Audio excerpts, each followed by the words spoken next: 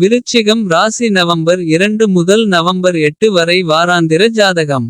இந்த வாரம் நீங்கள் உடல்நலம் தொடர்பான எந்த சவால்களையும் எதிர்கொள்ள வேண்டியதில்லை.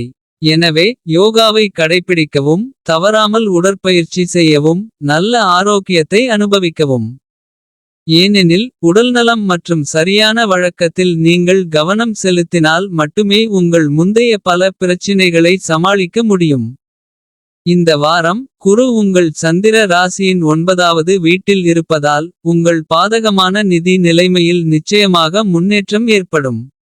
ஆனால் இந்த நேரத்தில் நீங்கள் முன்பு செய்யத் தவறிய பணத்தையும் செலவிட முடியும். இதன் காரணமாக உங்கள் செலவுகள் அதிகரிக்கும் வாய்ப்பு உள்ளது. அத்தகைய சூழ்நிலையில் பணத்தில் சிறிது கவனக்குறைவு கூட உங்களுக்கு தீங்கு விளைவிக்கும்.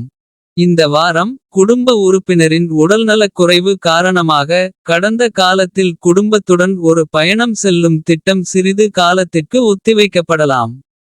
இதன் காரணமாக நீங்களும் வீட்டின் குழந்தைகளும் ஓரளவு மகிழ்ச்சியற்றவர்களாக தோன்றுவீர்கள்.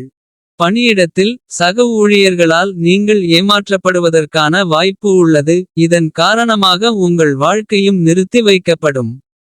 இது போன்ற சூழ்நிலையில் இந்த வாரத்தின் தொடக்கத்திலிருந்தே பொய்யர்கள் மற்றும் தந்திரமான நபர்களின் சகவாசத்திலிருந்து விலகி இருக்குமாறு உங்களுக்கு அறிவுறுத்தப்படுகிறது.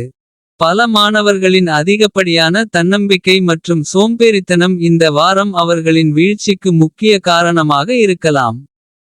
எனவே நீங்கள் இந்த குணங்களிலிருந்து விலகி இருக்க வேண்டும். இல்லையெனில் உங்கள் இலக்கு என்ற பந்தயத்திலிருந்து நீங்கள் விரும்பாமலேயே விலகிச் செல்வீர்கள்.